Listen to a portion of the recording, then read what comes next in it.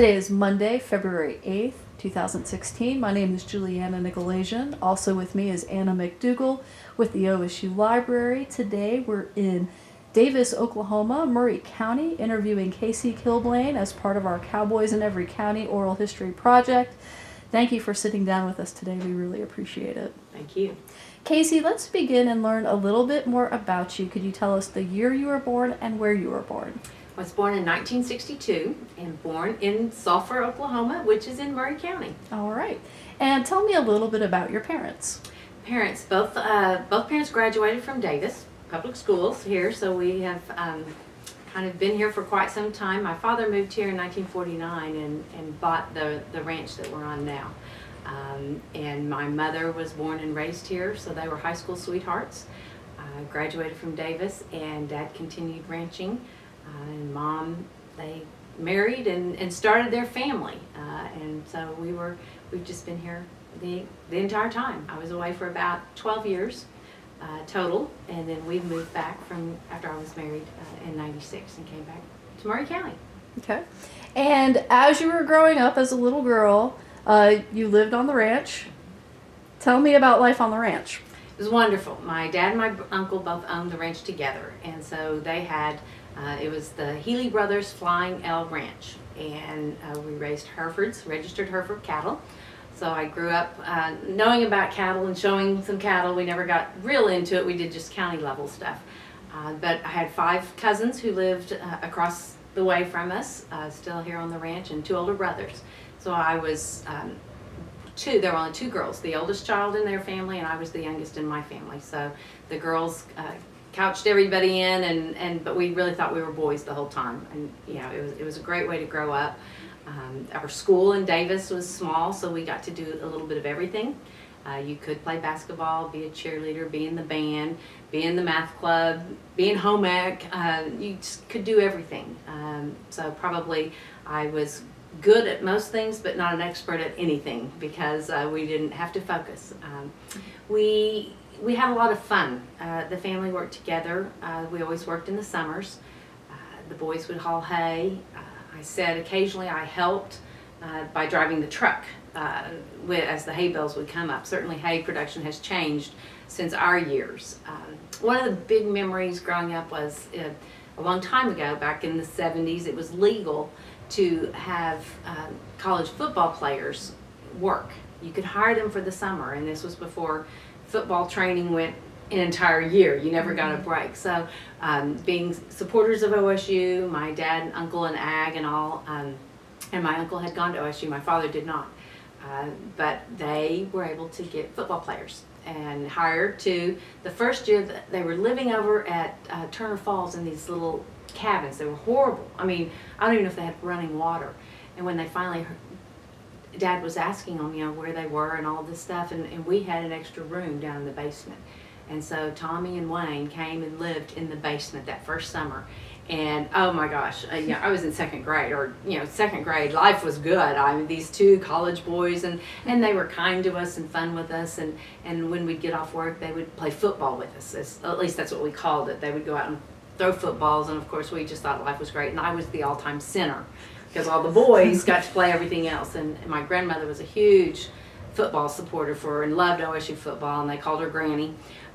Everybody did. And so we got t-shirts. She made jerseys for us that said Tommy's Tigers, because Tommy Knowles was the center at the time. And this had to be 1972, I think. And he was the starting center. And so we were Tommy's Tigers, and all had a matching jersey with numbers, and I was the center. That was my role in life, was to do that. But it was fun. It made going to the games, which we have gone to football games since I was in second grade. So I enjoyed our old stadium, but I loved the new stadium. But there were just a lot of memories that revolved around summers and work, and OSU was always intermingled with that. So as a little girl, you were able to travel to Stillwater and visit campus. Oh, yeah. And what was that like for you? Lots of fun. And of course we would always go, back then games always started at 1:30. I mean, we knew what we were doing, so we had to be up and on our way by, 9:30, 10 o'clock. younger, I don't have a lot of these long-term drives that I remember, but as I got into junior high and high school, and we went. If there was a game, we were there, rain, snow, sleet, whatever. Probably at that time or a little before, my uncle actually sat on the Board of Regents for Oklahoma State. And when they first came in and made the box seating down outside, we were able to get boxes there. And there were 16 of us. I mean, we were all together and still are in those same seats to this day. And it's just, we would all herd in and all herd out, but we would all go up and sit during the games. The drive up would be long. When we finally got into high school and my brothers were both playing high school football and all of this, we would take our RV and we would drive the RV up. And everybody would sleep. The boys would sleep because they'd just played a high school football game the night before. And I didn't understand the value of that until we had our own children and we were doing it, but it was a wonderful thing that we went to Stillwater on Saturdays. They didn't have anything to complain about or to be bored with on Saturday night, because, well, I'm in Davis, there's nothing to do, I'm going to go get in trouble. This was just what we did. It was our family thing, me growing up, and it was certainly the boys' family thing that we would go to OSU football games. So when they wanted to complain, we'd go, really? There's probably some people who would like to do this, So we were able to bring friends along and they've enjoyed it. But we did that, and that was just part of growing up. We'd go up, we'd eat in the O Club, and it was a buffet, and sometimes you're kind of, as a kid, would have much preferred Eskimo Joe's, or it wasn't even food oriented then. It was so long ago, but we always had to eat in the O Club, go through the buffet, and then after the games, we'd go over and wait outside the locker room to see Tommy and Wayne and Jay and the years that followed the different football players. But the boys would get to go in the locker room, and of course I never did. But Tommy would come out and see us all and give us all hugs, and then we'd leave and to make the trek back. Sometimes stopping in Oklahoma City for dinner, but a lot of times just beelining it home. The drive seemed a lot longer then. I mean, it seems to, I guess, maybe an increased speed limit makes it a little shorter, but driving to school was always, that, and the entire road all the way up to Highway 51, it goes fast. But from 51 into Stillwater, I think, is the longest drive ever. And it's still to this day, I'm like, okay, we're almost there. And you're going, when is it going to end? When is it going to end? So lots of those memories continue, and it's fun when you finally crest the hill and you see the dorms on the horizon, and you really are getting close. And that was always kind of brings back a lot of memories, childhood memories, when we do that as we're growing up now. Well, you mentioned that you were quite involved in Davis High School. You were able to participate in a lot of activities. Were you drawn to one particular subject over another? Probably if extracurricular is a subject. Between basketball, track, cheerleading, band, loved math. I mean, always, but I'm not sure it wasn't because of the teacher. But there wasn't a real, probably numbers was always something that I enjoyed, and then later majored in finance with a minor in accounting. But that was really, it was more about the social and the extracurricular activities. I mean, my dad had always loved track, so I was his track star. My middle brother did pole vault, and he did quite well, but I was the runner. So spring would come around, and we really got, after basketball season, got into track, and that was a lot of fun. Well, when you're younger and you're growing up, did you have any idea of what you wanted to be when you got older? I didn't see this. I mean, well, I guess I did in some degree. I thought I wanted to be a mom, but I can remember playing in my closet. It sounds like I was a mistreated child or something, but I had a shelf in my closet, and I can remember going in there and pretending that I was somebody's administrative assistant, secretary. I mean, and I had a polka dotted wallpaper, and so those were my intercom buttons for a telephone. I mean, I can remember vividly doing this, and maybe it prepared me for when I was with Mrs. Bush and helped her, but I just always wanted to keep someone on track and keep someone on schedule, and I think probably my children and my husband wish I didn't do that as much, but as far as I think as I got older, I enjoyed when our accountants were around, and again, numbers, and so I was kind of drawn to that, and started down that path in college, and then flopped real quick my senior year going, I think I want to do finance, not accounting. Silly, because I do more accounting today than I do probably finance, but it was good background and helped me get to some different places. Well, how did you choose OSU for your undergraduate career? It was really a difficult process because both brothers had graduated, and again, we'd been going to games since second grade, seeing everything there, and we bled orange. At that time in Murray County, probably our two families were the only ones. I mean, there were not a lot of, I wore an OSU stocking cap to school, and kids made fun of it and called it stinky. And they would throw it around, I vividly, obviously it scarred me. I remember this, okay? And it was back when we were burnt orange, not our wonderful orange. I like this orange so much better. But so that was never, I just kind of always thought that that's what I'd do. Both boys went to OSU, and that was great. And I had cousins, everybody was going. It got time for me to graduate, and my mom seriously was saying, really, Norman's a lot closer. We could have lunch. We could, because we were very, very close. And, 2 hours away, you're not popping up for lunch. Mm-hmm. Although, as a mother, I have no problem popping up for lunch if I need to. The distance has shrunk. But, so we really were talking about it. And finally, Dad stepped in. And he goes, you need to understand something.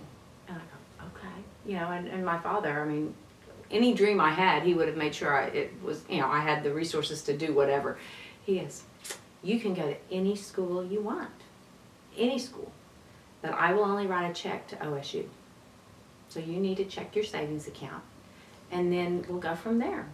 So I went to Mom, I go, going to OSU. We will not be having lunch in Norman, okay? And it was, I guess probably it was nice because there was no decisions to be made. It made it easy, and I was perfectly happy to do it, but he was dead serious. There was not going to be he would not be writing a check to anywhere but one that said OSU. So there we go. So freshman year, you're getting ready to start. How do you get from Davis to Stillwater? Oh, that was interesting. And today I look back on it and go, Mom, you just let me go. Today we take them to school. We do all of these things, and I'm like, holy mackerel, I loaded my car here and I drove to Stillwater all by myself. And I moved into the dorm all by myself. I truly did. And I'm kind of going, oh, wow, I was kind of all excited about it. But Mom and Dad hadn't gone to college, so they didn't know that, I guess. I don't know. And I don't know that I don't remember seeing a lot of people. When it was time to enroll, a friend of mine from high school who was actually a year older than me, who had gone to OU, went with me to OSU to enroll. There were nothing that I knew of like they do today. Come in and let's do an orientation and let's, your parents come so they understand. That aspect of what's changed is wonderful, especially for a parent. Mm-hmm. And especially for parents if they hadn't been down that road before. I think it's very, very helpful to kind of see. But picking out my major, picking out my classes, I just did it, and, there was no thought that there was any long-term effects of what it is, whereas with the boys today, I'm like, oh, no, you have 4 years, so you need to really look at that degree sheet, and you need to understand, we're not messing around here, because 4 year, the Killblane scholarship ends, okay? That 5th year is on you, okay? So it was interesting, and as I look back in what I'm going, you all have a lot of faith in me that I don't know why you did, I was leaving and going, but brothers were there, so I'm sure that was somewhat of a comfort. And I remember I would park my car at my brother's house. He's 4 years older, so he should have already graduated, but he was on that 5-year plan, maybe the 6-year plan, I can't remember now. So he was around, and I would park my car there because we had overflow parking and couldn't park by the dorm. And so he was there to kind of help, but truly, a friend we drove up, and she's going, okay, now we get in this line, because I'm sure it's like what it is at OU, and we're going through this book, picking out. So, they certainly have made it much, much better in today's enrolling that we went through with the boys than how we did it. Yes. You started in 1980? Started in 1980, yes, graduated in 80, and that fall was my freshman year. Okay. And what were you driving? The best car in the whole wide world. I had a Datsun 280ZX. And I got that because I had won the hurdles in track. I was a 3-time All-State champion. My junior and senior year in the 80-yard low hurdles, and my senior year in the 440. We called them 440 yards and 80 yards. We were still in the yards. And so my dad had always said, and he was announcing this primarily to the boys, being athletes, said, if you're a 2-time All-Stater, I'll get you whatever car. And this was kind of his, carrot that he threw out there. So my senior year came around, I won my junior year first, so I came back, repeated in the hurdles, and then also ran in the 440. And I didn't say anything, but the guys at the coffee shop reminded Dad that this was what his promise was. And I guess started just giving him a hard time. And in my dream, it was blue with a silver, 2-tone blue and silver with T-tops. You could take the T-tops off. And it was 5-speed. I could just go, it was just this one hatchback on the back. And it was just an incredibly wonderful car. So I drive up, actually my brother, I'd been in town and was with some family and their young children. Actually I was jumping on a trampoline. How I remember that, I don't know. But Mom finally, before cell phones, it's hard to believe, but yes, they called on the landline to the Moores and said, is Casey there? Yeah. Would you ask her to get some butter and come on home? I'm like, okay, I guess I got to quit playing with this young child that I was jumping on a trampoline with. So I went to the grocery store and drove home. And for some reason, I'm trying to remember if I actually drove into the garage. I had a little blue Chevy Chevette. And the house was 2-story, so I pulled into, and I was getting ready to pull into the garage. And when I opened up the door, here sat this car.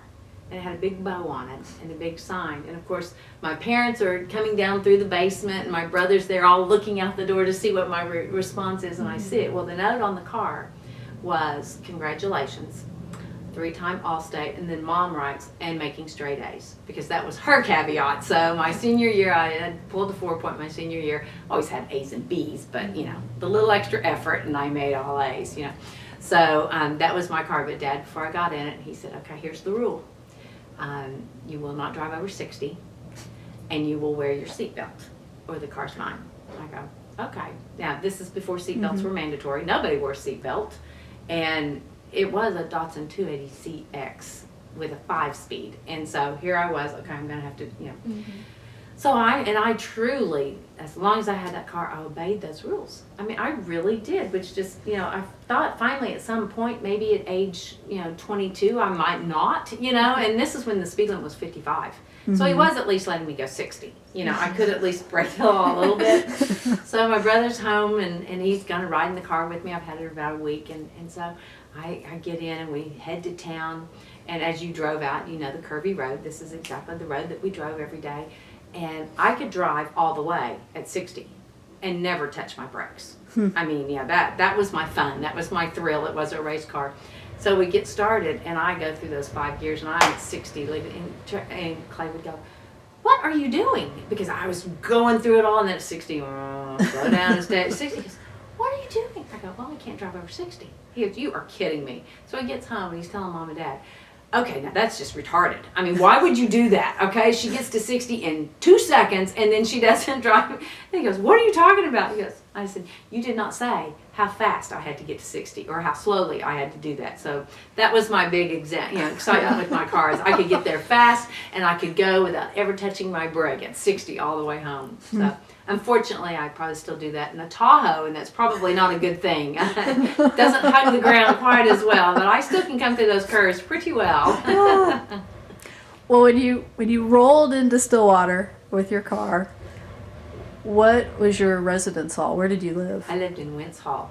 Tell me about your experience at Wentz. Scott, Parker, Wentz. Scott and Parker were the boys' dorms, and Wentz was the higher rise, and it was where I lived. I was on the 6th floor, the room right off the elevator. I went potluck. I didn't know who my roommate was. I knew I was going through Rush, so I knew that I would live in the house or live in the dorm 1 year and then move into a house, hopefully. I was very naive about Rush at that point, too, which was probably a very great God thing that you didn't know what you were getting ready to embark on. So, but it was a wonderful, I truly did love it. And there was a lot of history. My great uncle was Lou Wentz, who the dorm was named after. And so I, was desperate to live in this dorm. Not that I ever knew him. He passed away long before I was ever a twinkle in anybody's eye. But the history and the heritage and the family certainly, holds a lot of fond memories. And really, he raised my dad and uncle. So that was fun to get to be there and see. Roommate was fabulous, Lisa Gore. We actually, for many years, did not connect and have just reconnected in the last couple of years, thanks to Facebook, I'm sure. That has kind of helped us to reconnect. So we're exchanging Christmas cards once again. She was not in the Greek system, so our worlds just kind of passed at night. But there were some fun things that we did in the dorm. The food was tolerable. Probably like cafeteria food, whatever. But there was a piano down in the basement where we did our laundry, and I had taken piano my entire life. At one point, I think I had 3 or 4 piano lessons in a week because I couldn't sight read, and my father wanted me to play something other than Beethoven, something that he could enjoy, and of course I never quite mastered it, but we tried with great avail. So, but there was a piano downstairs, and I can remember probably looking back when I was getting homesick. I would do laundry and I'd go down there, and I had 2 or 3 songs, Somewhere Over the Rainbow, Heart and Soul, and Brian's Song were my 3 songs that other than contest pieces that I was not going to play any longer. So I those are always my go-to, and that I would get down there and I'd play sometimes, and then even once in the sorority house, I would go down and everybody would go, "Oh, Casey's homesick. She's playing the piano again." So it was a neat time to be away, and yet not without a lot of responsibility. How much do you have to do out there? Of course, we all had to go get phone lines. You had to get telephones. So every time you moved, you had to go change your phones, and you lined up over in Kerr Drummond, and you go through the AT&T phone line and get, this is where I'm going to be living. I don't know how they kept track of it all, or kept track of us, but everybody, had to go get phones, and it was a wild day, but great memories, yeah. But right off that elevator, that's where I was. Community bathroom was an interesting concept, but didn't have to clean it, so that was okay too. That made it a little easier. But we didn't get into, we didn't decorate the room like they do today. So many girls, when they've gone in, they've planned out their matching bedspreads, and I'm like, oh, no, I just moved in. I had a stereo, a turntable, with big LP records. That was kind of like the big thing that you always took with you. So that was our big technology at that moment. So it was fun. Learn, the less you take, the less you have to haul up and downstairs. So through the years, that what I took to school kept shrinking. Only the necessities are what went back and forth. What were you listening to? Let's see. Dan Fogelberg, Earth, Wind and Fire. Who were the others? Kansas. Barry Manilow. I know. I would then go into that. Rod Stewart. Some of the. There was a whole plethora of it. Well, tell me about Rush. Rush, a blast. I don't think I ever had so much fun, but as I said, I had no clue what was going on the other side. It never occurred to me, that someone would say, "You're not invited back." I was just totally naive to this whole concept. I had actually just that summer had volunteered and was a page at the Republican National Convention in Detroit. And so I had tons to talk about, and that of course was on the resume, and they had all seen the resume. I had no idea they had looked at the resume for months before I ever got there. So they kind of knew stuff about me, and it never clicked. I was just great to see everybody. And we would sit and talk, and of course you got your story down, and because I wasn't in the same house, you went 13 houses is what we had, and you walked to all 13, and we wore little short skirts with sandals, and then you dressed up a little more, and then you dressed up a little more, and I had a cousin who was a Theta, I had a cousin who was a Chi, both older. The Theta was actually the cousin that I grew up on the ranch with. She was 10 years older than me, and the Chi was only 4 years older, and I had actually been to the Chi house. So it ended up coming down to Pi Phi and Chi, and my grandmother had been a Pi Phi. And I truly knew that it would mean a lot to her to do that. Not that she grew up singing songs to me. I mean, none of that, but I just knew that it was. But on the last night, my cousin actually was at the Kyo house. Like the last, when you go to the 2 party, we did 2 party, not 3 party. So she was there and she handed me my cake. And I was like, oh, what do I do? So I got back, so distraught. Probably the biggest decision, I was having to, in hindsight it wasn't, but anyway, you think it's the end of the world. And my poor floor monitor, I mean, she was just I go, just let me call my brother. Let him come stand out the window. Let me talk to him. She goes, no, you cannot do that. I go, oh, please. You couldn't talk. I mean, from when you went into Rush until the end, there was no communication. Really? Outside, yeah. Now they all get to have their phones. They get to, after you send in your card, you can talk to anybody or do anything, But I mean, that was it. Boom, you were finished. And I just remember thinking, oh, I don't want to hurt Karen's feelings. I don't want to hurt Granny's feelings. It didn't get to where I thought I would fit I was going to be happy wherever. I knew I could be, So anyway, I chose Pi Phi. And it all worked out. So, I mean, literally, as soon as they said, when you wake up, you can leave, you can check out. I woke up at probably 5 o'clock. I mean, it was so early. And I packed my bags and I was out of there. And at my brother's house, which was behind, actually one of those little places they tore down to build the new practice field. It was over in that condemned area. I think he lived in one of those houses.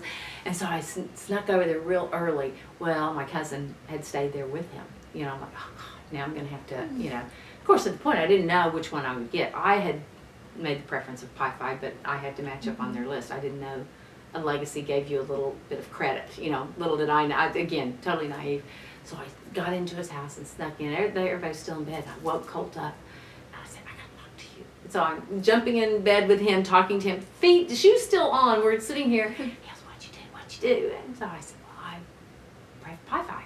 And he goes, okay, good. I mean, he was happy, everybody was happy, but finally when I woke up, then I told Karen, and then I exited out and left. So, but it was great, and it was the best decision for me. And it was such a pleasure. My granny was so excited. Actually, initiation, which was in that January, she got out of the hospital to come to initiation and pin her pin on me. So it was the right choice. It was definitely the right choice. Well, since we're talking about kind of where you were living, you moved into the house. Tell me about that experience. Quite fun when you live with 60 to 80 other women, and of course, growing up with only boys, and I was never one for a lot of, take time. I mean, I got dressed for my proms in 30 minutes because we had a track meet. Okay, I mean, and you had to race back. So I never did any of this. So I think I was an easy roommate, other than being goofy and silly and always doing something, and always wanting music on. But it was fun, and it was a great experience because you really do get to know people when you live together, and you understand that it can't always be your way. That there's a give and take. When you have a roommate, it's a great preparation for when you go get married, because you've got to learn that not everybody is just like you. And putting your socks on the floor bugs somebody, you probably shouldn't do it. Is it going to really hurt you to think about somebody else? So that was a great thing to kind of, because I had my room always to myself. I had 2 older brothers, I got to have my own room. So that was very, very good in that sense. The camaraderie was great. In every house, you find people that you're extremely close to, and then people that you're acquainted with. That you have a bond, but they're not your best running buddies. Following high school, I was in every athletic game that we had and participated in. From football, we ran the wishbone. When we had Pi Phi right, option right, and Pi Phi left, option left. I mean, we were quite into our intramural football and really took it very serious. And it came down to always against Thetas, and we'd win, they'd win, we'd win. I mean, it was quite the rival for many years that we were there. But I played volleyball for the first time. I think they tried to get me to play ping pong once and realized that was not my strong suit. So we were kind of there, and then loved the shows. The shows were all fun, and got to do that, which was certainly nothing I had the experience in high school to do. So that was a lot of fun, and could always sing a harmony part. Didn't want me for a solo, but I can do a harmony anytime. Did you do freshman follies or spring sing? Oh, all of Both? it. Yeah, yeah. The freshman follies was the first soiree into it, and that was quite. We were horrible, horrible. I mean, we made the show, but oh my gosh, we to this day when we all get together, we go, why did they let us do those dances? I mean, we were making up our own dances then, you know, and we had no clue what the show was, but we did not have cheesing. Thank you. I mean, Explain to me what that is. cheesing is the most retarded thing you've ever seen in your life. I mean, because they go, and they move this entire time, and they have this exasperated grin on their face, and apparently you're not allowed to be still the entire time you're on stage. And so when you go from song to song, you do this cheesing thing, and you have to bend and stand and do, I mean, it's exhausting. And if the first time we went up to see it, as a person watching and not understanding it, you're exhausted watching them because it never stops, you know, and you go to intermission and you just kind of go, oh, thank you, you know. So then when I first got into it, we had to go, you know, because he was in it. Although I'm going, Mom didn't come up for Freshman Follies. Why do we think we have to do this? It was our excuse to go to Stillwater. I mean, that's why we have to do it, okay? And so we would go. It was a little better the second time you see it. At least you're prepared to watch what's going on. And as soon as he performed, we bolted. Then Paxton just went through it last year. He's a sophomore this year. And again, we were a little more prepared, and we actually took friends with us and my mother, Granny Sue, and let them experience it for the first time. So it was kind of fun to make somebody else go through that. But we had warned them, look, just know they never stop, you know. But the talent has increased, you know, enormously from what we had. I mean, they just take it, it's a whole new level of what we are. We were a bunch of high school kids that really, you know, we were horrible in Freshman Follies. Now, we got better. We got better with Spring Sing. That was always fun. But we stood still in Spring Sing. I mean, it just has really changed. I haven't seen VR, so I don't know how it has escalated, but it has to have. I mean, just the quality of talent. And, I mean, you know, Freshman Follies are throwing girls 9 miles in the air. And I'm like, oh, please don't drop anybody. Okay, please. But it's, you know, so it's, I mean, the most we did was lean on the guy and stand back up. You know, I mean, that was our big stunt, you know, or a hip stand or something. I mean, a very, very nominal thing. Maybe a shoulder sit, you know, I mean, only 1 or 2 of the tiniest people. But yeah, so I mean, it changed enormously. But it was fun. It was through those things that you really did meet other people. Not only, and you got closer with the people in your own house and, you know, fraternity and sorority, because you're practicing every night. So some of the people that weren't playing football or basketball, whatever sporting thing, were in the shows, and so I got kind of both worlds, and it was a lot of fun. Do you remember your house mother? Oh, Mom Ernest. Yes, she was precious. She was wonderful. She just was the epitome of a very kind but stern. I mean, you know, she wasn't going to let us, you know, misbehave. We were always polite. We had formal dinner. When you walked in with Mom Ernest, you know, you were going to sit at the table. We'd wear our knee highs. We were supposed to be in stockings, but, you know, skirts were longer, so we could wear knee highs, and we learned that one very quick. And, you know, it could be a skirt pulled up over the basketball shorts, and, you know, put on a sweater real quick, and you were ready for formal dinner. I mean, just because your hair was dirty and you didn't look very good, didn't matter. We had on a dress and hose, okay? That was the requirement. But it was nice. We sang a lot. And we sang. We had a reunion not too long ago, and some of the collegians were there. They're going, oh my gosh, we woke up singing, we went to chapter singing, we went to dinner singing, we went to bed singing. I mean, and there was harmony the whole time. We made it up, you know, even if it wasn't there, we made up harmony. It was just, it was a lot of fun that we did, and I'm sure they have things that they will look back now that are very special, but we think they've lost it by not singing as much. So, but Mom Ernest was just very special. She had a very kind heart. Her door was always open, and we always would do silly things, and, you know, she was always a part of Rush with us, and I always thought, you know, that really stinks that she doesn't get to go to chapter with us. But then really on her side, I'm sure she was very glad she didn't have to go to chapter, that she got to shut down on Monday nights or do something else. So, Tell me a little bit about homecoming. wonderful. wonderful memories, great relationships, lots of engagements. I mean, usually there was a romance that erupted somewhere because of homecoming from, you know, friends and everybody. Oh, you met at homecoming and everything. I always thought I would, but I never did.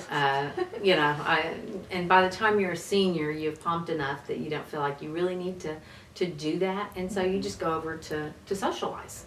And so all the seniors and all the, you know, the senior girls and guys are just kind of there to observe and watch, and I think that's probably one thing that hasn't changed. Watching what my son did this past year as a senior, and hearing, well, none of the girls come as seniors. I go, of course not. Why would you? I mean, come on, you know. The underclassmen are the one who have the pumping hours, and of course the driving force why you get in freshman follies is because then your pumping is reduced. You know, I don't recall that quite as much, but How do you think your house decks compared in the 80s to today? I don't know that we were we did not have micro pumping.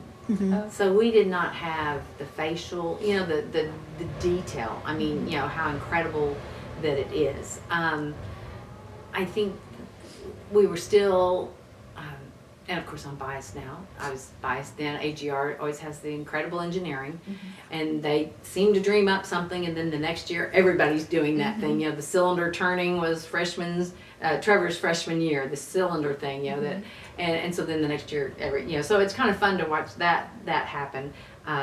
We did homecoming with AGR our senior year, and we won it all, you know, so of course we were always quite excited about that. But each of those years, the house decks, and I guess really, I think they're just, the pumping is probably the biggest change that I've seen. Size seems to be the same, I think. Maybe it's a little different.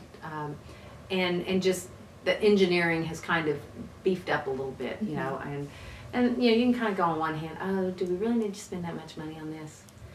But on the other hand, it is such a great experience. It is such, it's the money needs to be spent, and they need to do it because there's so much more to college than just your education. You know, if it's just a diploma you're looking for, you can get that online these days, but there's a whole college experience, and that's important to learn how to socialize, how to be a part of something, how to be a part of a team, not only just your individual little group, but a team of the entire college.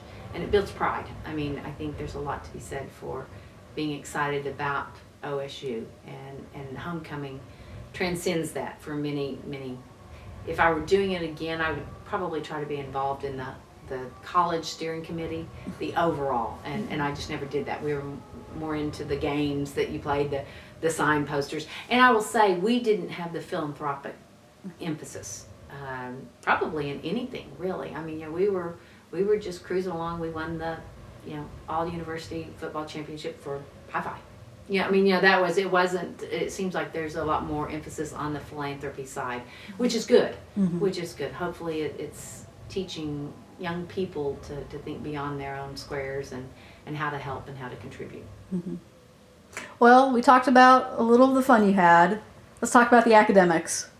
Academics, College of Business, started out in accounting. I thought it was going to be a great profession, and we all talked about it. Dad, everybody, you know, you can always hang your shingle. It would be a wonderful, you know, tool to have, and I love numbers. I really did. Probably did not take it serious enough my freshman year in those basic classes, and so as I progressed through, I was kind of like, why am I really doing this? Why am I really doing this? So junior year completed. I literally had 3 accounting classes to take my senior year. Went to summer school that summer in Stillwater, which was a blast. Quite fun. Almost as much fun as summer school in Hawaii after my sophomore year, but you know, that's another story.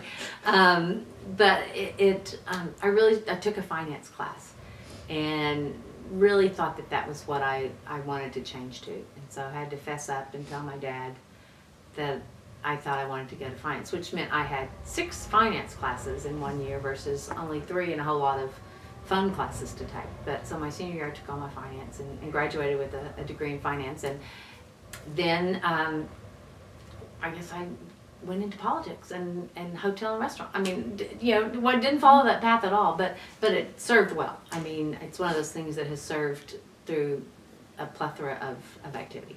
Any professors that come to mind that really stick out for you? Oh, in accounting, Ulrich. Is that Ulrich, accounting 2. Oh, my heavens. So hard. But I did like him.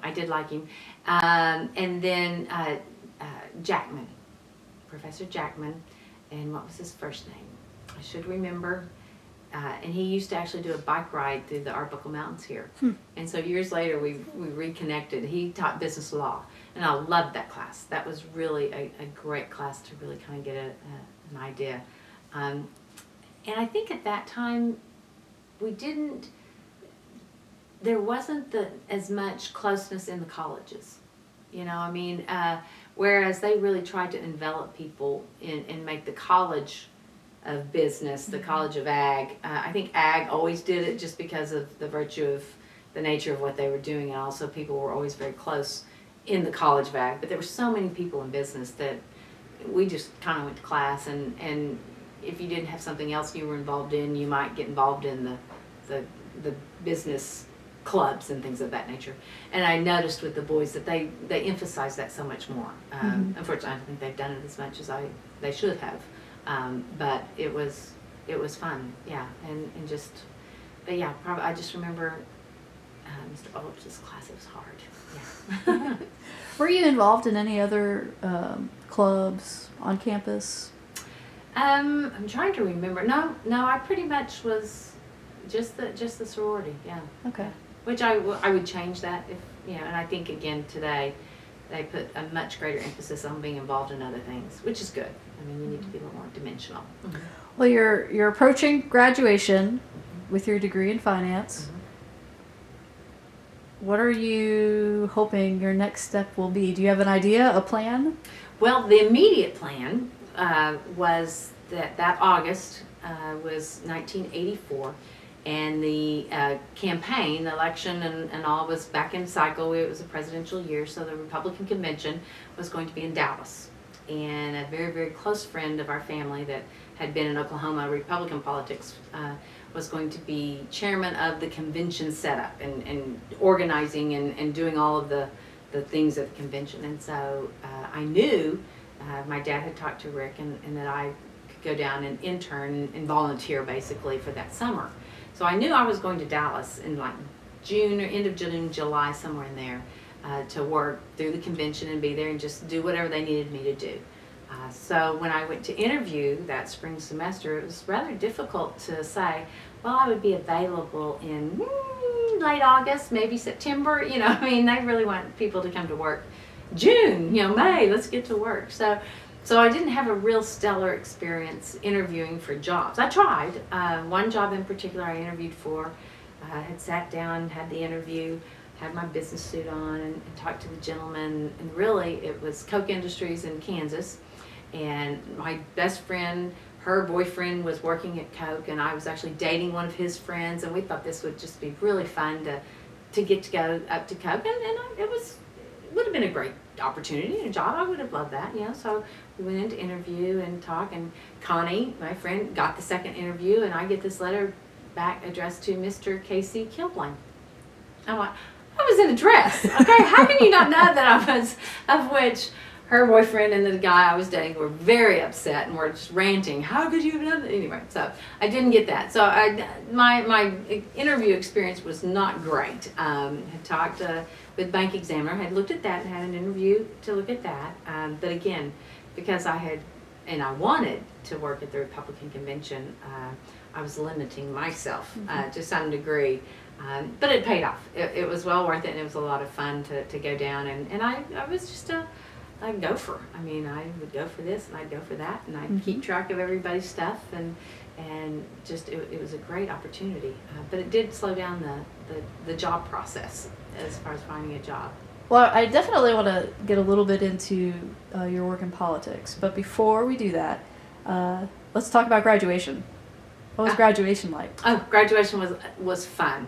Just had this conversation with Trevor, our oldest, who is doing this in May. It was, neither of my brothers walked. You know, they were just graduating, you know, and I think that's maybe more typical male. I don't know, but not with these two males. They will be walking. But graduation comes up, and of course we had all been talking about it, and I remember Mom and Dad came up, and the guy that I was dating was there, and we had a bottle of champagne out on the lawn at this little picnic area, you know, after I'd walked over. And I remember just walking across this huge stage, and sitting out in the sun, and it was just, it was really a neat thing to be one of so many, and to make that accomplishment, to, you know, finally know that you had achieved your goal and you were walking on down the path there. It was a fun day, and it was neat that Mom and Dad had come up for it also. Mm-hmm. Okay, so you've been politically tied even before coming to OSU. Can you talk a little bit about your involvement with politics and kind of where it stemmed from? Yeah, oh, definitely my father and mother, who were very, very active, probably since birth. I probably was going to county conventions when I was in the womb, more than likely, with Mom and Dad. When Dad moved here in '49, there were 4 Republicans in Murray County. So we had not seen the days that we see now, where there's a much larger registration number than previous years. So they worked hard. They worked very, very hard to try to get things changed, and to get more people to register, and to say, because Oklahoma's conservative. I mean, by and large, Oklahoma is an extremely conservative state. It's just we didn't register it that way. So that was always, you know, the quest that Dad had in all of his. So we grew up going to the state convention. We grew up going to county conventions, working in campaigns, putting up yard signs. Even in our little bitty town of, you know, 1,100 people, we campaigned here just like everything. And presidential years were always much more exciting. And Dad and Mom actually went to the national convention for Goldwater back in '68. I think that's right, '68, I think. So it has been just a part of our life that we were doing. And as I said, I had volunteered in 1980 as a page to the Republican convention, and that was in Detroit, and that was wonderful. I mean, that was a great experience. Again, you know, what does a page do? They run and fetch, you know. And at one point, I was in the back hallways, and there were Secret Service guys, and little did I know what Secret Service guys did, but I would go get hot dogs for them. You know, they'd be standing there going, "I'm going to the hot dog. You want one?" And so I became, you know, they were my hot dog buddies, and I got out of a lot of things because I was going to get hot dogs for the Secret Service agents. So it was fun to kind of see that part of it, and begin to understand that there's a lot of things that go on behind the scenes. So this thing out in front can always happen, and so I constantly think what's behind is much more important sometimes. So that started it all. Then volunteered down in 1984. And that was just, that opened up a lot of doors. And probably one of the biggest lessons was, if you're willing to do the schlep work, if you're willing to haul the bags, to get the hot dogs, to carry the paper here or there or whatever, doors open, and opportunities can arise from it. I worked at that point with the operations for the whole convention, and you know, went and fetched, did all these things for Andy, who's the officer for that. And then through that, I met some people that were then helping with the vice president's advance team. And the advance team goes in prior to the principal, whomever it is, president, vice president, first lady, second lady, whatever, and plan the trip with the local host. So you go in advance, and met the vice presidents, several of them on there. And so, of course, convention is over, the nomination is held, and now we're starting the campaign. And I didn't have a job, so I was certainly available. And they said, "Would you like to start doing advance?" So I got connected with a couple of the teams that were doing it and started traveling. Now they would pay us $30 a day, and they would give you your flights wherever you're going to. And so they would send teams together to all these different locations. So the end of that campaign that year, I started and was in New Orleans, was in Iowa, was in Des Moines, you know, just hopscotching around and going to different places, and made some wonderful, wonderful friends. Learned a ton about just being resourceful. You know, I mean, they say we're going to have an event here. and we've got to have pipe and drape, and we've got to have this, and this is the only amount of money we have. Well, you have to go figure out how you're going to make these things happen. How are you going to get to the local press and make sure they understand? So there's local coverage as well as all the press that's coming off of the airplanes with the principal who met, at that point it was Vice President Bush. And so it was a great experience, and I think probably gave me a wonderful foundation for understanding how the pieces of things work together, that there's always a team and people have to work together to make something successful, that very seldom is it just one person ever that can make it happen. So we won that election, and then they still had some advance that was going on, and I didn't really have a job. So that was November. I worked up through November. So we got who gets a job at Christmas, okay? I mean, nobody does that. There was another advance trip down to Austin, Texas. And so they called, said, would you be available? Absolutely, I can do that. So I head off to Austin, and we were staying in a hotel. It was a Hyatt Regency. And at that point, I had gotten acquainted with people in the hotel, the workers, the convention staff people, the people who set chair. I mean, all this stuff that you have to put together, and ended up meeting the general manager as well. And he almost missed his photo op with the vice president because he wasn't where he needed to be when I told him the schedule was. So we made it happen. Well, turned out that about a month later they were looking for someone to head up their convention services department. And I had no background in it, but they called to see if I'd come interview. And so I interviewed, and I got that job. It was all because of being down there previously and working and doing things and just being resourceful. So that kind of started it. But there was always still a pull towards that, and wanted to stay connected, and so did. And it was probably about 8-9 months later, my dad and uncle decided that they would bring one child from each family back to the ranch to learn what the ranching in the oil company and how things operated and whatnot. So I was the third choice, the third child. I mean, the oldest brother was already established. The middle brother was not coming back to Davis from Oklahoma City. And he called and he said, would you want to do it? And I go, absolutely. I had stacked enough chairs at the hotel that I knew I didn't want to manage people, that this was not my forte. It was great. I learned a lot. Probably, again, one of those things that you take forward with you and you look back going, oh, I learned that there, But I didn't want to do it the rest of my life. So I came home under the understanding that I could do advance still. I could stay involved with the Bushes and travel and get to go to lots of places, which I got to go to Brazil for the president of Brazil's inauguration, and got to do just some really great trips on that side of it. But I got to come home and begin to kind of learn and create a completely different relationship with my father. I was always his baby girl. Still am. I mean, I always will be his baby girl, but all of a sudden we were going into computers, we were trying to change some things, and so I became, oh yeah, you can actually have a brain too, huh? Yeah, and actually work, which was a big step for that generation. Mom didn't work. I mean, he took care of her, and that was his role. So that was a big thing for Dad and Uncle Bert to be able to embrace and let me come back and step into that role, which was great. Mm-hmm. But that lasted 2 years, and got a call. Actually, I guess after that campaign in '84, I worked at the inaugural. I went up that year, and that was Reagan and Bush's second inaugural. Cold. Oh, it was so cold. I mean, they had to bring the inauguration inside. But worked there again. I got a little bit of money and had a roommate. Lived there, though, for about 3 months.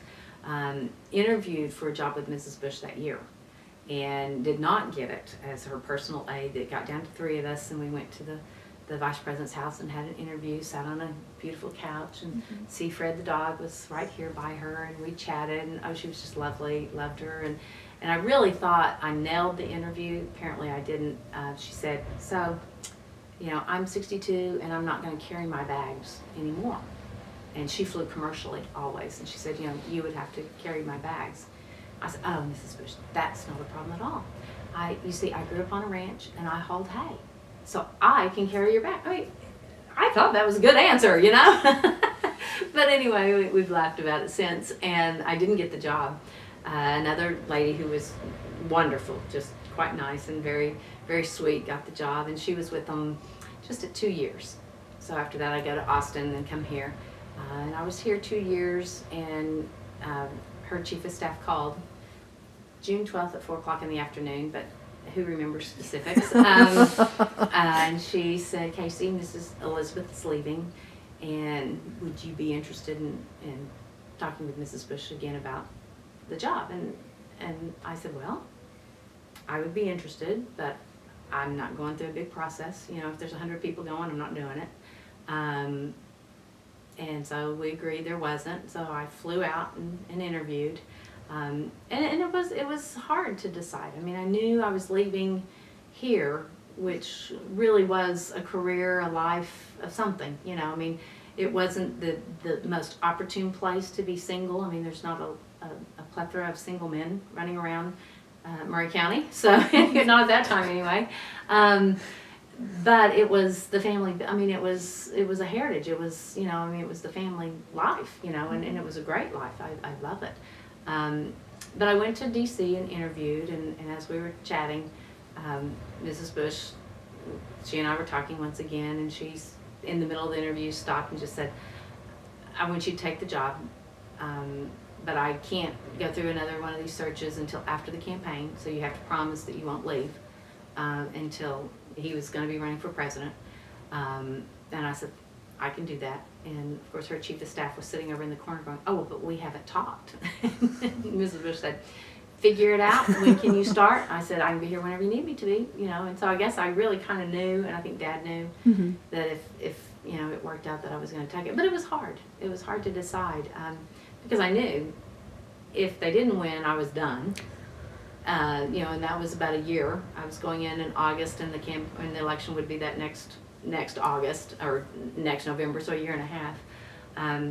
But if they did win, I would stay longer, you know, for somewhat. So it was, you knew there was an end to it. It wasn't something I was going to continue to do forever.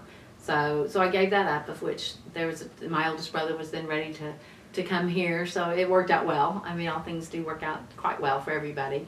So I went and spent 2 years with Mrs. Bush and carried her bags, literally, through many, many places. They did win the election, which was quite fun, and I stayed 9 months into the White House before I got married. And we went to California. So. Wow. Mm-hmm. Any highlights during, I'm sure there were plenty during your time with Mrs. Bush. Highlights, probably the time in Kennebunkport. When we would go to Kennebunkport, which is where they have the summer home, it would just be Mrs. Bush and myself and the Secret Service. She always had 3 Secret Service as Vice President's wife. There were a few more when she became First Lady, and we had to fly on an Air Force plane once she was First Lady. She fought it, but when they told her they would pull off every bag and resweep it again every time she got on a plane, she agreed not to inconvenience anyone. And no more could I carry her bag and walk in and sit in first class. I mean, you know, they weren't going to let her do that. So she acquiesced. But as Vice President, and even still in Kennebunkport as First Lady, there were very few people there. And so it would be myself, her, 1 or 2 of the stewards, and Paola, the woman who'd been with them forever to help with the house, and then grandkids. And so at this point in time, Barbara and Jenna Bush, the twins, they were 5-year-olds. You know, we watched Alice in Wonderland. I can't tell you how many times. George P., who is down in Texas now, is one of the commissioners in Texas, state commissioners. He was 13, and a 13-year-old. Let's just put it that way. You know, but I loved him. Noella's sister, who she and I became very, very close, and just all of the grandkids, because they would come and spend time there, and really, you know, and the whole family would, you know, and so I was constantly around, and that was a highlight, to see them in an element that was just very real, and wonderful. The stewards tried to teach me how to cook. I think they gave up on it. They became very worried once I got engaged and I was going to be married. They really put it into high gear and to try to teach me all of these things. And some things I retained, many of them I did not. The first day I went to work, though, and she was in Kennebunkport. So I got moved up, found an apartment, was in D.C. a week or 2, and then I was to fly up to Kennebunkport and meet her there. So I hadn't seen her since I interviewed back in June, and So I arrived in Kennebunkport, and at the time, his personal aide was a very, very dear friend of mine, and we actually were dating from afar. I'm sure the motivation of Mrs. Bush thinking if we were in the same town, something great would happen. It did not. I mean, we dated, but in the end, it did not work. So anyway, Tim was telling me to go on up to the house. So I'm walking up this paved road on this peninsula, and I'm walking out, and Mrs. Bush is out in her garden, and the president from Zaire is supposed to be coming for dinner. So my goal is to get there, say hello, and get out of sight. I mean, I knew, do not be seen. I carry the purse, I carry the bag. I have the schedule, and I know her pantyhose color. Okay, those are my big things in life. So I'm walking up, and she's in the garden, and Millie, the dog, is now in. See, Fred's gone, and Millie is now the new dog. And so we're all out there, and I'm walking up, and Millie is running towards her. And about this time, the motorcade passes me, and they pull up to the front door, and this is President Mobutu from Zaire. He gets out with this leopard skin hat on. I mean, it's quite enormous. But here comes Millie running towards Mrs. Bush. I'm walking towards Mrs. Bush. Millie has a dead bird in her mouth. Oh, my goodness. And here's the president from Zaire. And Mrs. Bush says, "Casey, I'm so glad you're here." She reaches in her pocket, she hands me a Kleenex, and she goes, "Could you get rid of the dead bird?" And I'm like, "Sure." So I pick up the dead bird, and I'm going, "Okay, where do I go?" I've never been to this place before, never, and I'm in there, I'm looking at the house, it's gorgeous, the ocean's in the background, I'm looking at the house, there's a door over here, which obviously is the front door, and that's where President Mobutu is. I'm not going there, but here's another door over here.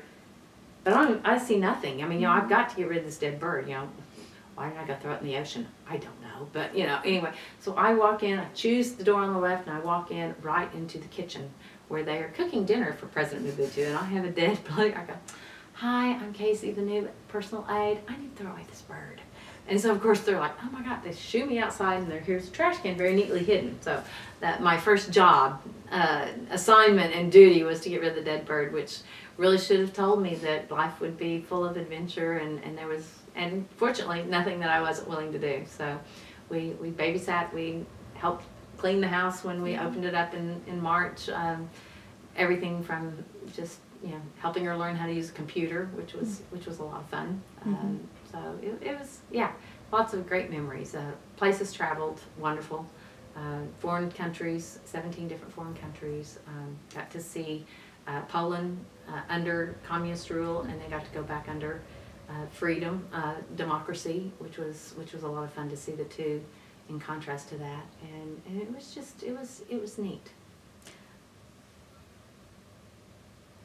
How did you meet your husband? We were college sweethearts. Yes. At OSU? We were OSU. Yes. Oh, yes, wow. yes. It all comes back around. It does. Many times over. He was from Ponca City, and he actually went to OSU. He was 3 years older. So he was there before I was, and my oldest brother and he were buddies, and so that's, of course, how we met. I would go over and make cookies or cook at my brother's house, and they would all kind of converge. I mean, they'd be around and whatnot.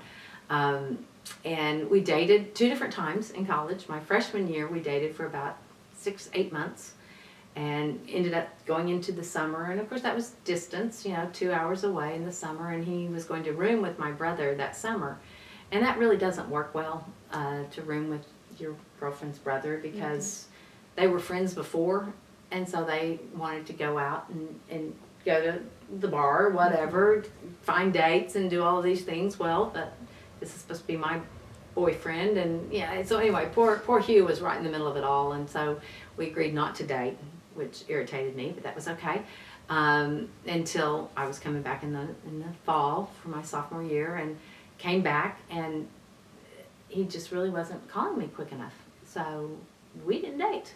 So anyway, that kind of happened. Then again, my junior year, we dated again.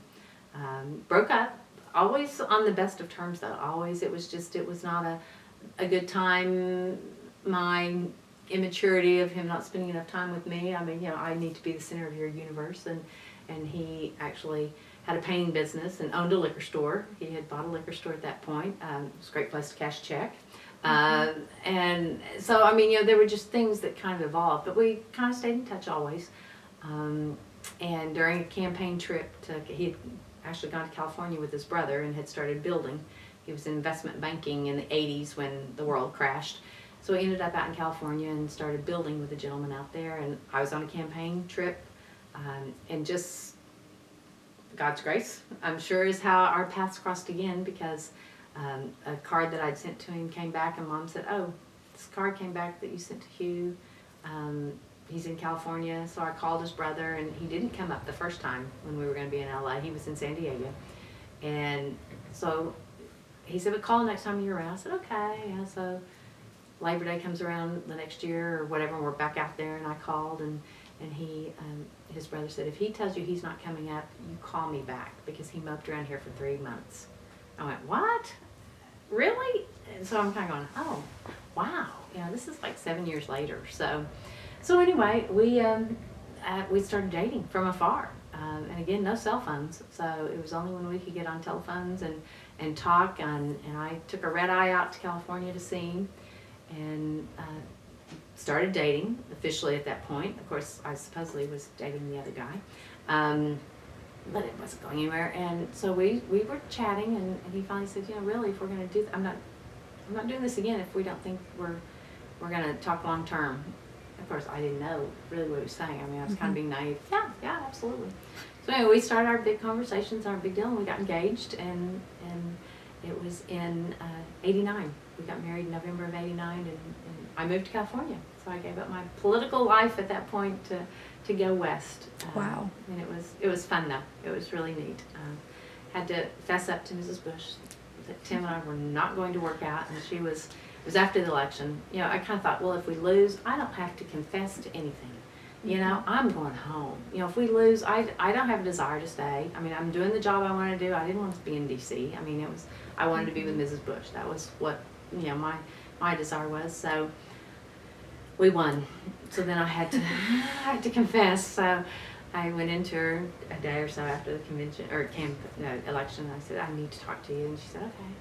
I said, "Tim and I broke up. I mean, we officially broke up." And she goes, "Oh, I was just telling George the other night, it's just not there between those two. It's just not there. And you know, he is so, oh, Bar, it is too. They're just perfect for each other." And she goes, "Men." Oh, yeah, really.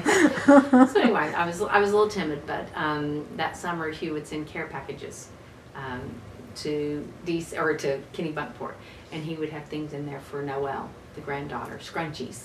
You know, because we were playing a lot of tennis together and doing things, and he was just always quite kind. So he won Mrs. Bush's heart over before he ever met her, because he was so kind to Noelle and would send sweet things and nice, you know. So by the time she met him, she loved him, and they had a going away party for me, and she kept trying to talk to him.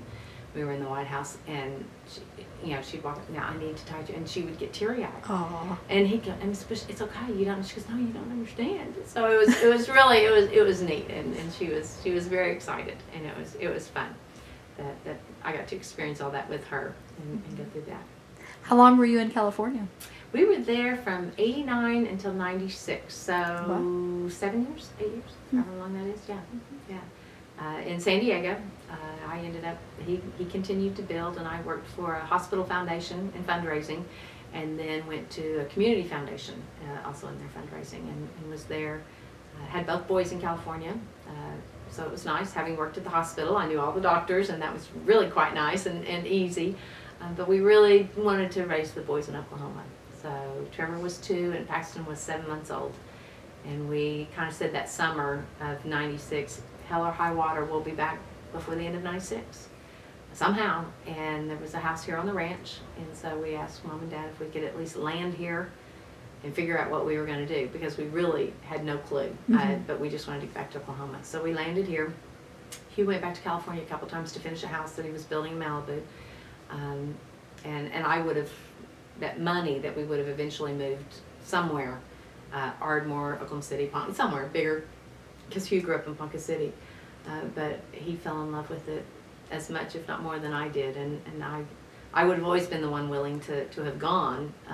You know, so he wouldn't have had to have driven. He drove to Oklahoma City for about 6 years building. But anyway, but he's like, "No, this is where we need to be. This is where the boys need to grow up." So it's been amazing. I bet your parents were pleased to have you back. Yes, it was quite fun. We had a blast with them. My father passed away in 2012. But he got really close with the boys, and that's what I remember when we were moving back. They'd been out to San Diego for, again, Republican convention in '96, and we'd seen everybody, and a friend of ours that was in the delegation, who was a doctor, pulled my oldest brother aside, and he goes, "Your dad doesn't look good. He is a walking time bomb," and he smoked 5 packs of cigarettes a day. I mean, he literally, I mean, so I had sent a card to him sometime after, and I didn't do that often, but I sent him a card, and I said, Dad, we're excited to be moving back, and I want you to know that, we're coming back. We had 2 boys. My oldest brother had 3 girls, and my middle brother had 2 boys, but they were in Oklahoma City. I said, so these are your boys, and I'm excited that you're going to teach them, things on the ranch. I said, it's going to be really hard for them to ride with you on the tractor if you have an oxygen bottle. It won't work, and I'm not asking you to be a babysitter. I knew very well that they were not going to be babysitting grandparents. They would pay for the babysitter so we could go and do things with them. And that's exactly, we did lots of that, which was wonderful. And that was just kind of all that I said in the letter. And literally 3 weeks before we moved back, he quit smoking. Wow. Yeah, and just cold turkey. He bored out little cigarettes, the size of a cigarette, a dowel rod, bored out and put cinnamon in it. And he had a whole carton of these like they were cigarettes, and he played with them, and that Nicorette gum, which he chewed until the day he died, literally, and that was a long time.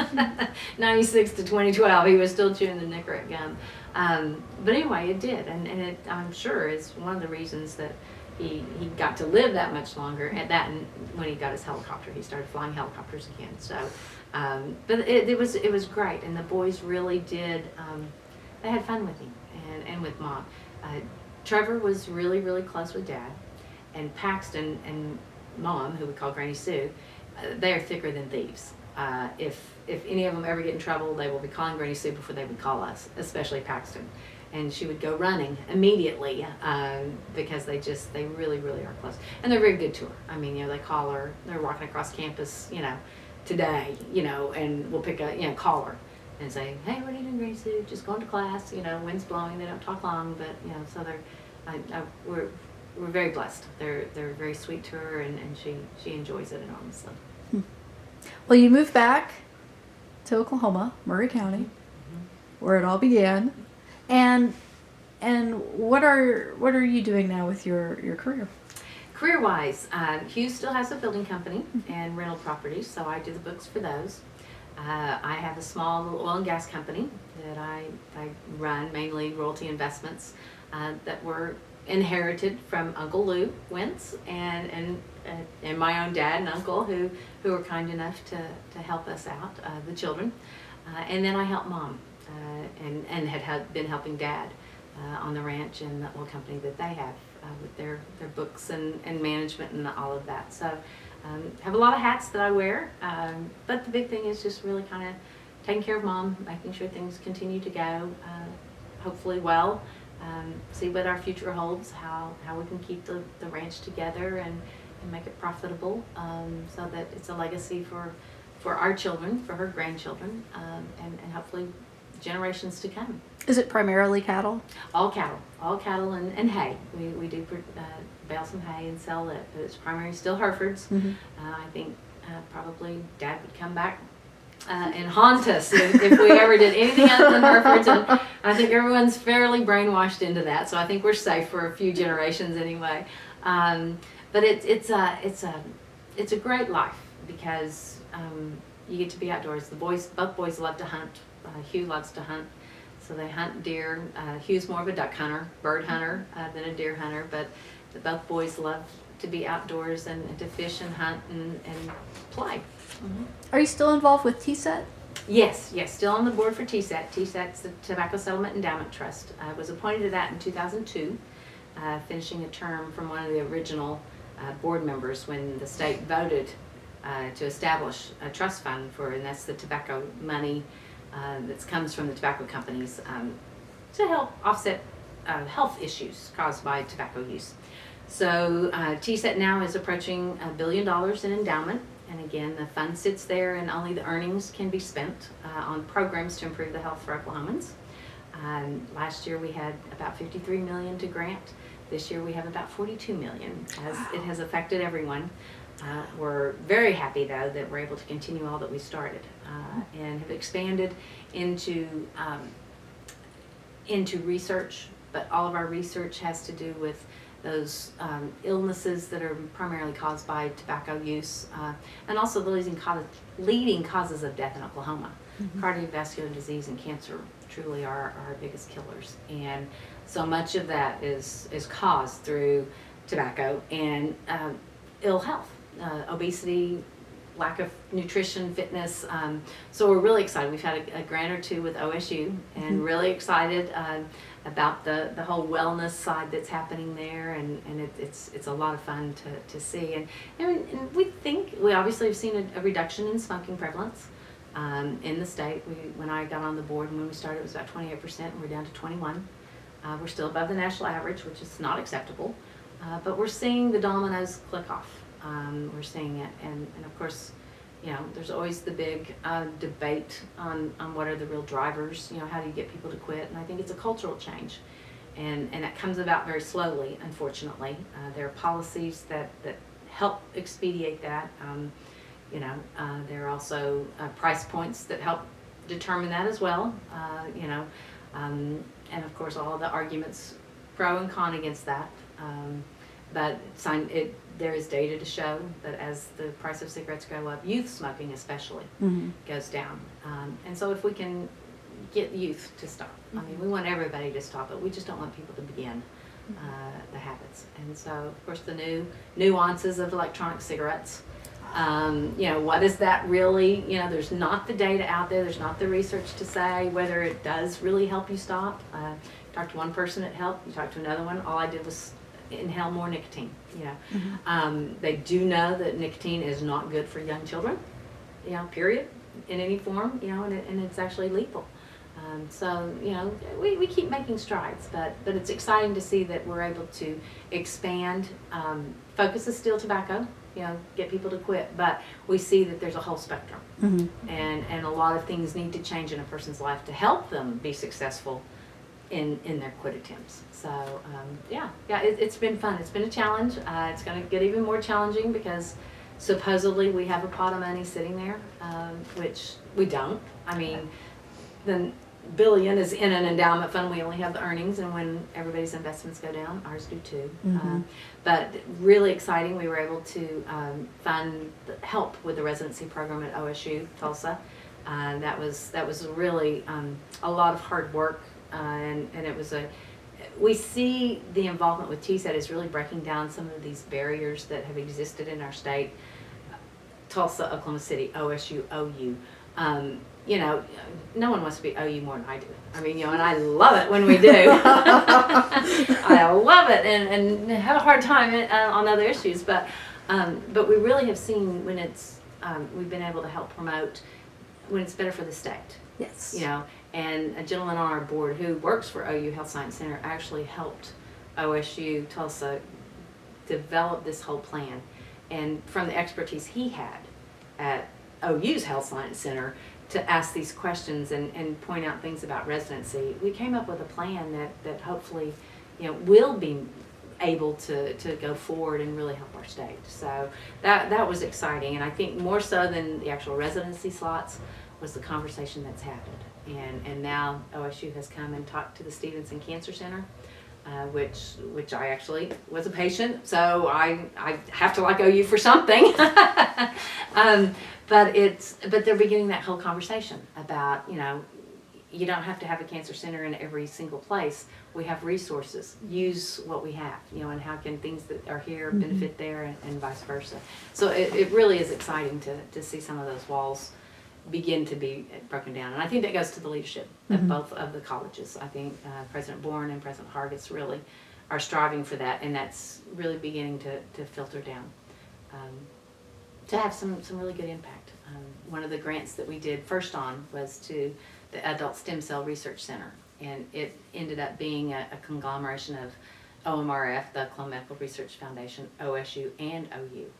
And it got bogged down in the talks and all as to who would have the money, how this would work. We were talking $1 million a year. And the second tier people couldn't get there. And so finally we bring in the heads of those departments, and you know, the only people who weren't in the room was President Hargis and President Bourne, but those right below him. And we all sat and talked, and they said, no, this is a done deal. This is not a problem. OMRF will have the money. And we're sitting here going, you know, amazed that both colleges would agree with that. I mean, having been in fundraising, you do not give up $1 million, you know, in your bank account. You don't do that, you know. But it just has really, it was the first nick in the armor, and it just continues to develop, and probably, I think, one of our best accomplishments, and I hope that we continue to be able to be that facilitator to really bring things together and collaborate and move the state forward. Well, we find ourselves in another election cycle. Yes. Are you involved politically? I'm not really, not so much this time. It's kind of been interesting. Of course, biased. I'm, you know, and that's what everybody tells me. You can't even see past your nose. You couldn't vote for anybody but a Bush. And probably that is true to some point. It's frustrating. I know what the process is. I know that to govern and to lead, you get more flies with honey than you do vinegar. The process in Washington, D.C. is not as simple as standing up and saying, I don't want that to happen. A president does not legislate. He does not get to sign law. I mean, he signs them, but he doesn't get to make the laws. That's the Congress and the Senate. And it's just so difficult. It's not an easy process. And I don't know, you know, that you just see greater success and greater things happen when people are able to work together, and the minute gauntlets are thrown, and you know, my way or the highway is the ultimatum. I don't think it's good for our country. I really don't. And obviously I have a Republican background. Obviously that's where my tendencies are, but I still hold the office of president with high regard and high respect. And I want us to have that individual there that actually earns that. That, you know, I can be proud when they're overseas representing America, that we're strong, that we are kind, but we are strong and kind through strength, not through pandering or bullying or anything else. So yeah, my favorite would be Jeb. It's not looking real good. Of course, they pulled out the big guns in New Hampshire. They did. They sure did. Is there. Mrs. Bush is there, so I never saw anything. And I will say, back in '88, when we were going through this, his father was a very distant third coming out of Iowa. So who knows? I mean, you never know in this day and time. But of course, we didn't have social media and all that we have today that makes it instantaneous. So I don't know if that's good or bad, but America prevails. I mean, they will. Are you going to make a stop at the convention? We're pondering that. We're going to have to make up decisions pretty quick, because those elections, those county conventions, and then the state convention will come up. My dad had been to every convention until 2008. Wow. 8. So he had been to all of them before that. And I had made them until that was the first year that we didn't go. So I don't know if we kind of talk about it, but 2 boys in school and whatnot, it kind of changes some perspective. But it'll be an interesting one, for sure. Yeah. Well, looking back for your time at OSU and your career, how did attending the university impact your life? Probably began to develop some independence, and yet the importance of being part of a team. That whole concept of not just me alone, that there's more involved, and you get so much more done when you work together and being part of something bigger than yourself. I think that parlayed into, you know, being able to work in the hotel, being able to, you know, carry bags in a campaign and schlep things around and all of those things. And then even to here now, to work and think about the family as a whole, and not just my little wedge of the pie. You know, I mean, what do we need to do to think about generations to come? What are things that we need to look at, so that the boys hopefully have an opportunity to always call this home.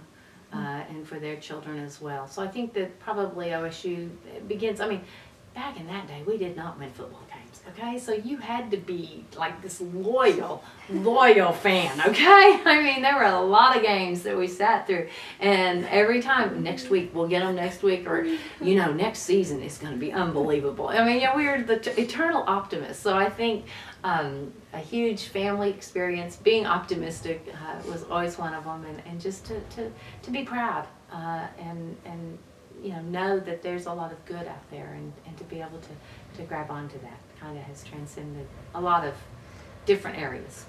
How do you show your OSU pride these days?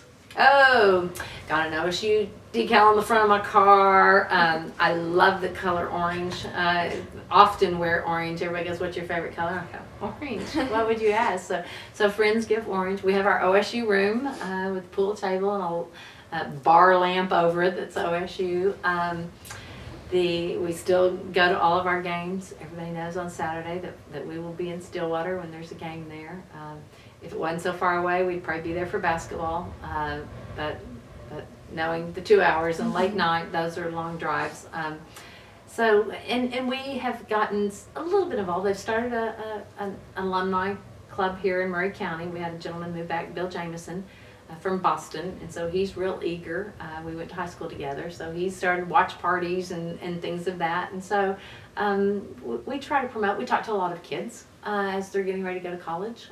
We kind of think that we can encourage. We hope to encourage and try to talk them into coming to OSU. But primarily wear that orange and put those stickers on our car. Are there more alums in these parts now? Yes, actually, I mean, it's fun. I mean, and that's what, even since we moved back in '96 until now. And that has to do with the success of the football, basketball, all the programs, I mean, everybody kind of starts jumping on, but we actually had quite a few more kids going to college. I believe Trevor's year, there were about 3 or 4. Paxton's year, about the same number. We had a young man that walked on at OSU for a semester, but there weren't any scholarships, and he really needed help with scholarships, so he came back. So I mean, we've had a few more that are beginning to think OSU is always an option, and I know that they're doing a nice job trying to get down and recruit and to be there, and it's contagious. Yeah, a lot more in Ardmore, and that kind of filters up this way too, so it's nice. Well, you've spent most of your life in Murray County, in Davis, Oklahoma. How has it changed through the years? Change. I think, excuse me, a lot of there's a lot of pride, and sometimes that's good and that's bad. There's a lot of, we want it to stay just the same.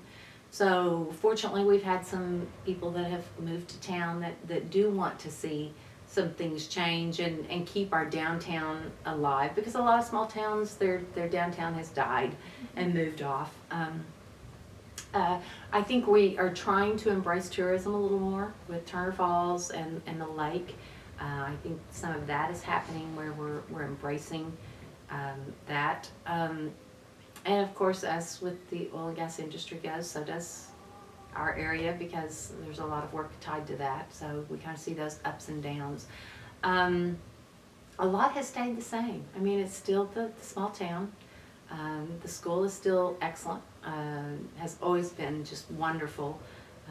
We like to brag that, we have some of the high scores, and people want to come here. We'd like to say it's academics, but I think it's actually the football program. But that's okay. You have to move here to play here, so we get people moving in often. They have a great coaching staff that actually is worried about the boys, and a tradition that is a tradition of winning, and it's good. I mean, it's good to learn how to be a winner, and how to not want to, not win, not strive to do your best so that you have the good results. So changes, a few, but not a whole lot. I mean, it is pretty much, the school is a little bit bigger than when I was here, but not a lot bigger. A couple new buildings, which is nice. We hope there's a few more coming in the future. But still a 2-lane road right down through Main Street, 1 stoplight, so that stays the same. But I think people are beginning to really look outside and say, we do have to embrace tourism and other people and progress. Sure. Well, we talked to a lot of OSU alums, and we find that folks tend to be pretty loyal to the university. What do you think helps foster some of that loyalty? One, I think when you go to OSU, you're out in the middle of nowhere.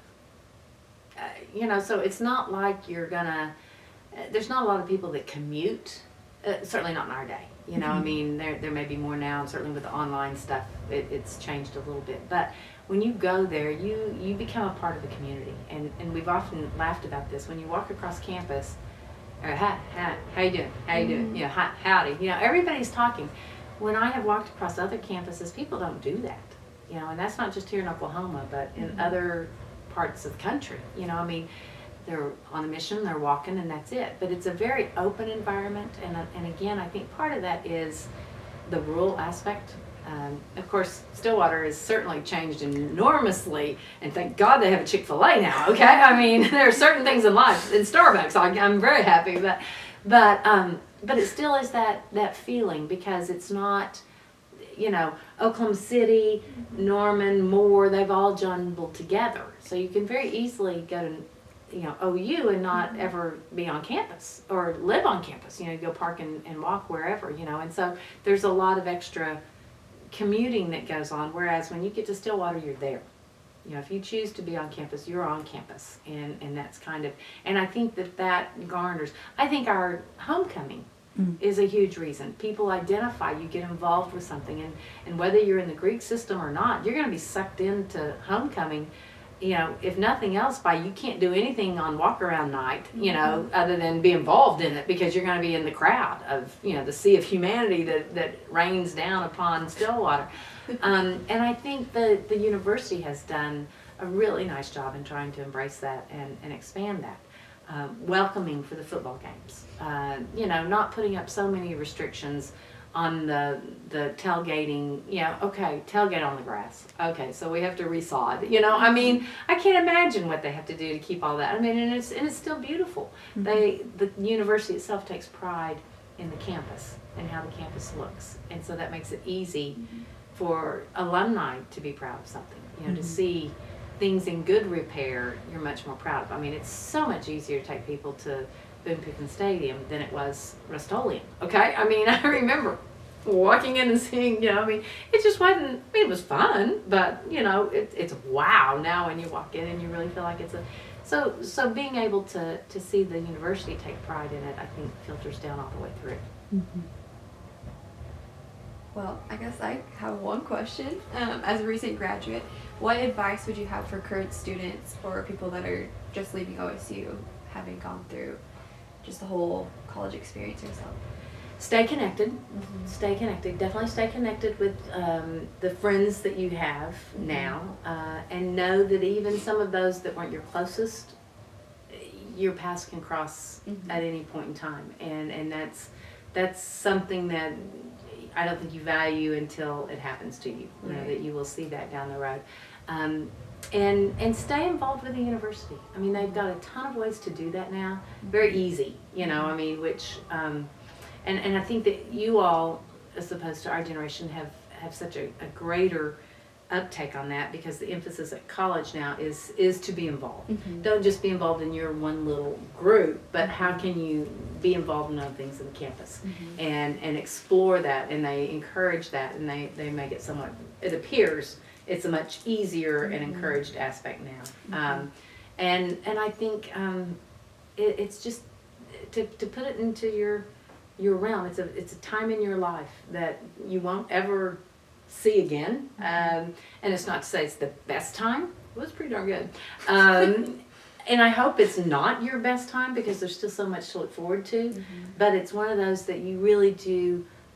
It's your first beginning of independence without just being kicked out the door to cover everything on your own. You've been allowed to gradually get into this and find out what life is really going to be like, and just to value it, I think is the biggest thing, because it's hard at someone graduating to really understand more than your sheet of paper, the value that you've got with it, because there's so much more to college than just the diploma. And when you have the opportunity and you've been given that opportunity to participate in campus life and to participate in college, value that and really cherish it, because there are a lot that, they don't get that opportunity, that they are just getting that diploma so that they can forward themselves and get better jobs, and you have to have that. So when you've had that opportunity, really relish it and cherish it, and then give back. How are you going to make a difference for those coming behind you? Because you will be blessed way more than they are. Well, we took a really quick fast forward through your life. Is there anything else you'd like to add before we close out today?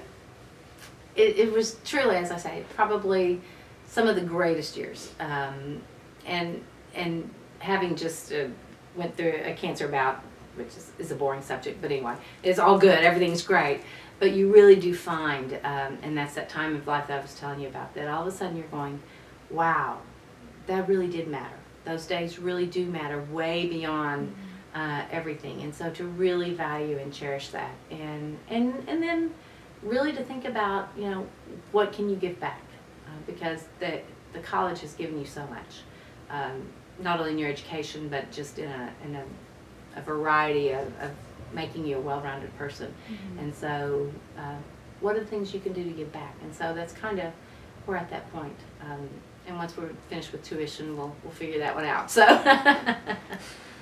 well, Casey, we definitely appreciate you taking time out to speak with us this morning for this project. Thank you so much. Thank you. It was fun.